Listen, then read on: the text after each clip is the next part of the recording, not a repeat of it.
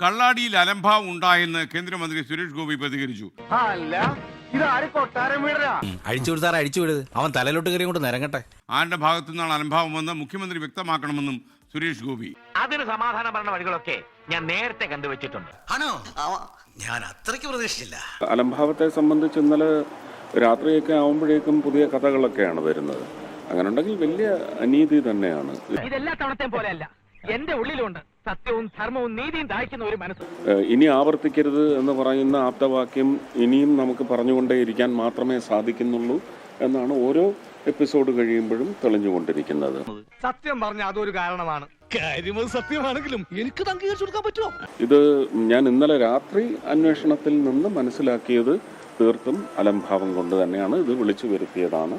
നിങ്ങൾ ഇത് എന്തുള്ള പുറപ്പെടാ, ചിലക്കാതെ പോയി കിടന്ന് ഉറങ്ങാൻ നോക്ക്. ഞങ്ങൾ അങ്ങനെ അങ്ങോട്ട് ഉറക്കി കിടത്താന്ന് വിചാരിക്കണ്ട എന്ന് തന്നെയാണ് ഞാൻ മനസ്സിലാക്കുന്നത്.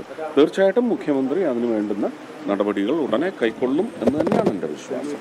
ഈശ്വര, ഇത് വലിയ കുരിശായല്ലോ. അവയുടെ കുരിശ് തന്നെയാ. എന്റെ ഈശോ, നിന്നെ എത്ര ഡീസന്റ് ആയിട്ടാണ് സാത്താൻ പരീക്ഷിച്ചത്. ഇതൊരു ജാതി മറ്റേ പരിപാടിയായി പോയി. പൂർവ്വ മുഖ്യമന്ത്രിയാണ് ഇത് തുടങ്ങി വെച്ചത്. അപ്പോൾ ഇപ്പോഴത്തെ നിലവിലുള്ള മുഖ്യമന്ത്രി അതിന് മറുപടി പറയട്ടെ. ഇനി ഇവിടെ ഇരുന്ന് സുഖിക്കാനല്ലേ, നമ്മളെ കൊണ്ട് കഴിയില്ല ഇനി ഇവിടെ ഇരിക്കാൻ. എല്ലാത്തിനും കാരണം നീയാ. ഇതിന് ഊരാനുള്ള മാർഗം കൂടി ആലോചിക്ക്.